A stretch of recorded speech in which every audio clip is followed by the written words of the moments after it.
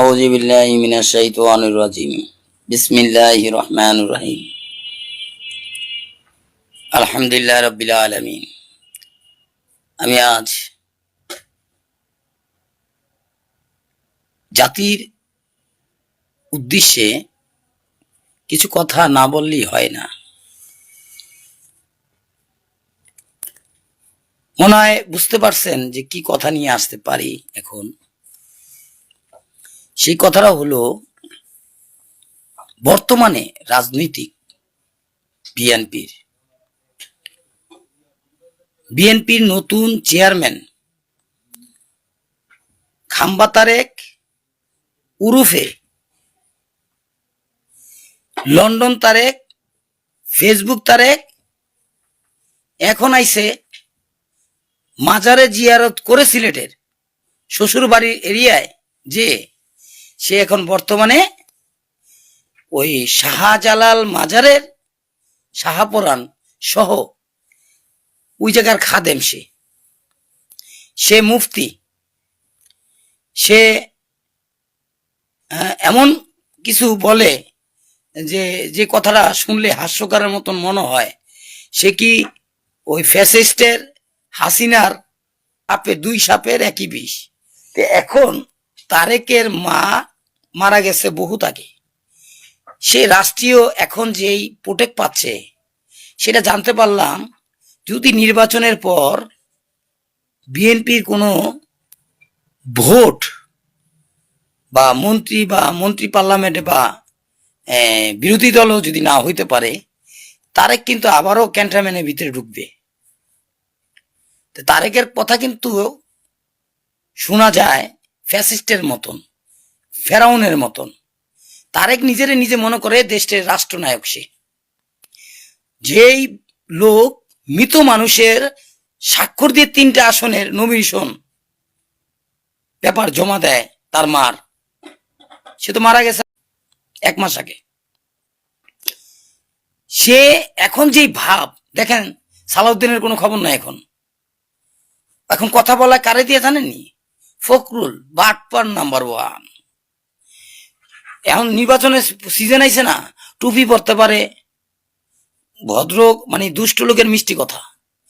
আমরা এই যে বাংলাদেশ জামাত ইসলাম 10 দলীয় জোটে কে সে যেই কথা বলল তারা কাফের, মুনাফেক, বেঈমান, ও বলার কেডা?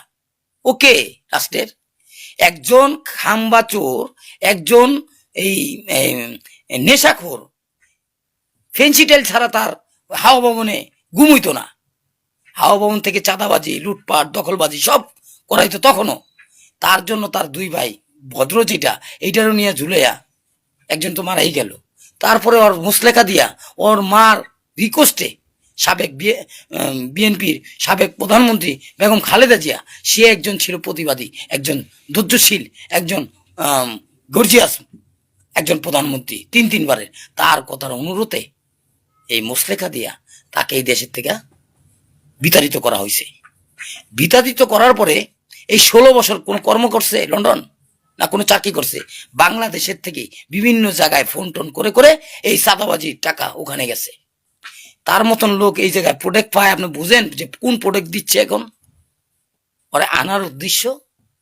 যেদিন তার মাকে মাটি দেওয়া হয়ে গেছে, জানাজা পড়ছে, সেদিনই এই বিএনপির কবর হয়ে গেছে।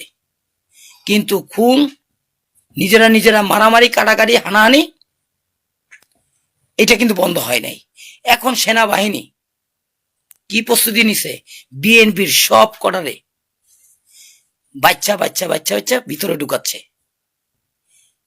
111 কথা মনে আছে আপনাদের? 2006-এর পরের থেকে এই অহংকার, বিএনপিও তো অহংকার, এই তারেকের জন্য অহংকার তৈরি হয়ে গেছিল। সেও তত্ত্বাবধায়ক সরকার দিবে না। সে যে না বোর্ডের কথা বলে, রাষ্ট্র কি ওর বাপের না ওর বাপে ছিল একজন রাষ্ট্র কর্মচারী। সে স্বাধীনতার ঘোষণা দিয়া তাও তারে কৃষকরা, শ্রমিকরা অনেক ভালোবাসতো, তার নীতিতে অটল ছিল। কিন্তু সেই জিয়া রহমানের সন্তান কইতেও লজ্জা লাগে। সে কেমনে মুনাফিক কাফের কয় মানুষকে? যারা ধর্মপ্রাণ মানুষ, 5 ওয়াক্ত নামাজ পড়ে, তাহাজ্জুদ পড়ে, যারা কোরআন পড়ে, কোরআনের উপরে দিয়ে কথা বলে, তাদেরকে কাফের কয়। ও কি, ও মনে হয় যে কাকরাইল মসজিদের ইমাম বানাইছিল আসার আগে, এখন বানাইলাম আমি শাহজালাল এবং শাহপুরানের একজন গদিনিশি। যাকে বলে যারা মাজারপন্থী, তাদেরকে তাদের মতন কথাবার্তা। মাজারপন্থী যারা করে, মাজারে কি কিছু দেয়? আপনি মাজারতে বাইরে হইলেন, আপনি জনসভা একগারে পুরা, একজন কে হাজ করছে, কে উমরা করছে, এরা ডাইকাই না। আল্লাহর ঘর যে কাবা, এটা তো সবাই জানে। এই দুনিয়ার মালিক তো আল্লাহ, এটা সবাই জানে। আমি আপনি সবাই তো আল্লাহর আল্লাহ আমাদের মালিক। আল্লাহর জমিনে বাস করি। এইটার আয়াত জানে? তারেকরে বলেন যে আম্মা ইয়া তাশা আলুন কি আনিন্নাবা ইল আউজিম আল্লাহ জি হুম ফিহি মুখতালিফুন কাল্লা সাইয়া লামুন সুম্মা কাল্লা সাইয়া লামুন। এইটার অর্থটা ওরে বলতে কইেন যে আল্লাহর লগেও তুমি বাটপারি করো, সুদি সুদির নাতি শালা, এগুলার জুতা দিয়া পেটাইলে ওর শোধ হইব না এই দেশের। এই যে ওখান যে কাফের মুনাফেক কইলো আমাদের বা জামাত ইসলাম রে, ও কোন মুখে কইলো? ওর কি মানে মনে করে যে আমি সেজদা দিদি? সেজদার নিয়ম জানে যে সেজদা পরে কি বলতে হয়? এইটারই ব্যাখ্যা জানে না। আশা করি বিএনপি যেদিন বেগম খালেদা জিয়া অনেক নির্যাতন নিপীড়িতন অনেক কষ্ট করে শেষ নিঃশ্বাস নিয়ে, তাও তার এই দুনিয়ায় তার লাশটা রেখে যা করলো তারেকে, এই তারেকের লোকরা, এরা তো একজন দখলবাজ, চাঁদাবাজ, লুটপাট, দর্শনকারী, গুম খুনের সাথে সব জড়িত। 17 বছরে বালুর ট্রাকই সরাইতে পারে নাই, 17 বছরই তার নেত্রীকে সেফ দিতে পারে নাই। এসব নেতাকর্মী এখন যা শুরু করছে, দেশটা কেউ বাপের না। দেশের ভিতরে কিছু কিছু মানুষ আছে, সেই মানুষটা কিন্তু জবাব দিতে পারে, কিন্তু জবাব দেওয়ার সময় আছে।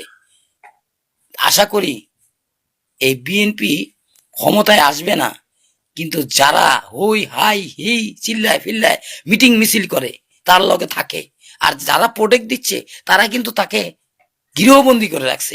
এটা বুঝতে হবে যে তারেক এত বড় অন্যায় করে পার পেয়ে গেছিল, আবার তারেক আইছে মনে হচ্ছে ওরে রাষ্ট্রনায়ক বানাইবো, প্রেসিডেন্ট বানাইবো, প্রধানমন্ত্রী বানাইবো। দলের কোনো মাথা প্রধানমন্ত্রী হইতে পারবো না সে আইন নাই, ও জানে না আসলে বাংলাদেশে 17 বছর কিভাবে মানুষ চলছে, কি করছে, এটা এই দেশের মানুষ জানে। ও তো লন্ডনে থেকে থেকে আরামে খাইছে আর ঘুমাইছে, একশো এক গাড়ি বদলি করে। ওই লন্ডনের বাড়িটাও কিনা বাংলাদেশের টাকায়।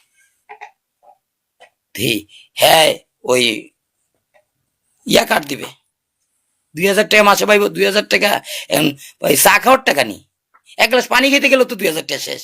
এই লোভে তোরে ভোট দিয়া তোরে রাখবো, তুই এই টাকাটা কোথায় পাবে কেউ তো জিগেল না। ওই করাইল বস্তি কয় লাখ ভোটার আছে তোর? করাইল বস্তি রে তুই পুইরা গেছে, তখন তো তোর বিএনপির লোক যে এত এক গ্লাস পানি দেয় নাই। এই বাংলাদেশ জামাত ইসলামী গিয়া নাস্তা পানি ওষুধ যারা যে সমর্থ পারে করছে, তারা তো কখনো রাষ্ট্র চালায় নাই।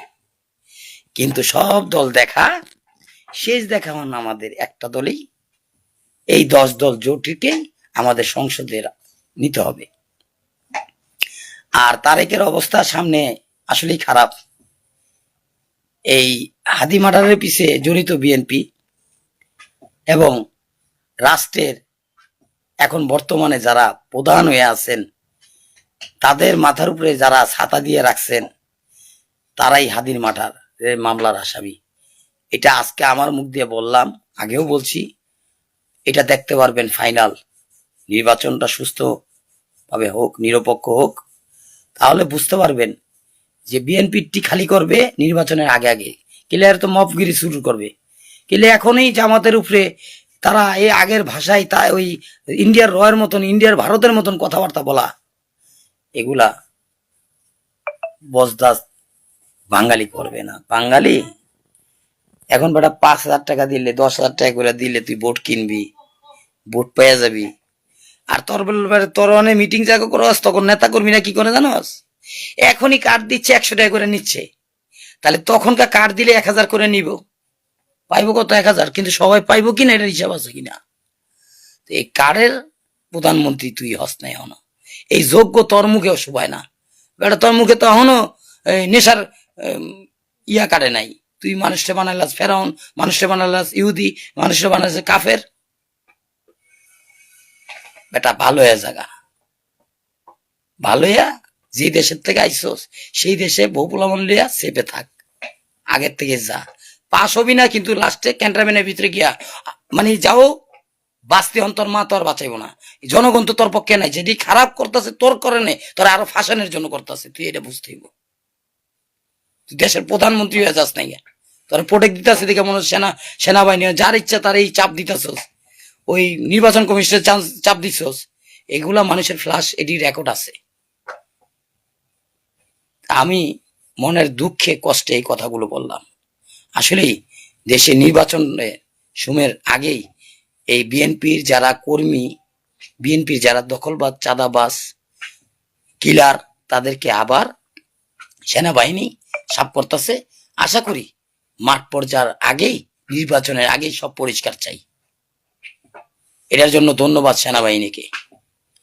আর কি বলবো, আবারও বলবো, দেখতে পারবেন যারা আমার এই ভিডিওটা যার কাছে যাবে তারা দেখতে পারবেন আসলে কথাগুলো চিন্তা করে দেখেন।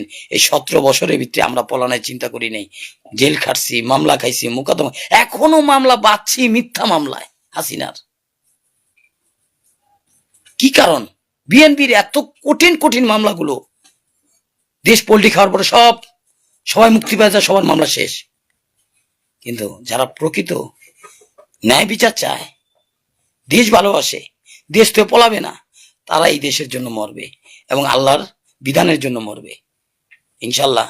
আমি কথাগুলো বললাম ভাই, যদি কেউর মনে কষ্ট দিয়ে থাকি, আমি জানি কষ্ট তো হইবই, যারা ওই প্রান্তির লোক, যারা ওই মুম্বের লোক, ওই প্রান্তির লোক, তাদের কষ্ট লাগবে। আসলে তাদের কষ্ট হইলে আমার কিছু আসা যায় না, কিন্তু যারা বুঝেন নাই তারা এই কথার মাধ্যমে বুঝেন। সে এখনই সব করে ফেলছে, সে এখনই সব করে ফেলছে, সে করবে আসলে। এটা মিথ্যা আশ্বাস। যেরকম ব্যবসা তার হয়েছে শুধু একমাত্র রাজনীতি, আর জামাত ইসলামের ভিত্তি শুধু রাজনীতি ব্যবসা নয়। আমরা ব্যবসায়িক, আমরা শিক্ষিত, আমরা জ্ঞানী, আমরা আল্লাহকে ভয় পাই, আমরা মানুষের সেবা করতে চাই, কিন্তু মানুষ আমাদের গোলাম নয়, মানুষের সেবক আমরা হব ইনশাল্লাহ। হ্যাঁ ভোট দিবেন, 12 দফার দেশের পরিবর্তন আসবে। না ভোট দিবেন তাহলে কি আসবে? ওই ফ্যাসিস্ট আবার আসবে, আইন আগেরটাই রয়ে যাবে। কিন্তু এই দেশে তাহলে এত 30,000 যোদ্ধা এখনো মৃত্যুর সাথে পাঞ্জা লড়ছে, 2000-এর উপরে অধিক গুলি চালিয়ে মারা হয়েছে, শহীদ হয়েছে। এই 1.5 বছরের ভিতরে বিএনপির লোকরা যেই তাণ্ডব ঘটাইছে নিজেরা এবং আউট, এই আমাদের শহীদ উসমান হাদির মতন অনেক, এই যে খুলনা যে ঘটনা ঘটলো এবং ঢাকায় যে হাদির ঘটনা ঘটলো, এদেরকে মারলো, আবার মারার হুমকিও দিচ্ছে। এবং 10 নম্বরে যে ঘটনা ঘটলো পরশুদিন, এটা আসলে মানুষ সচেতন না হইলে এই মানুষের কপালে আবার দুর্গতি আছে, দুর্ভোগ আছে। মানুষ আর পরিবর্তন হয় তার মানে কিয়ামত পর্যন্ত, যদি এইবার নতুন ভাবে দেশ না গড়ায়। এইটাই মানুষের জন্য সুযোগ।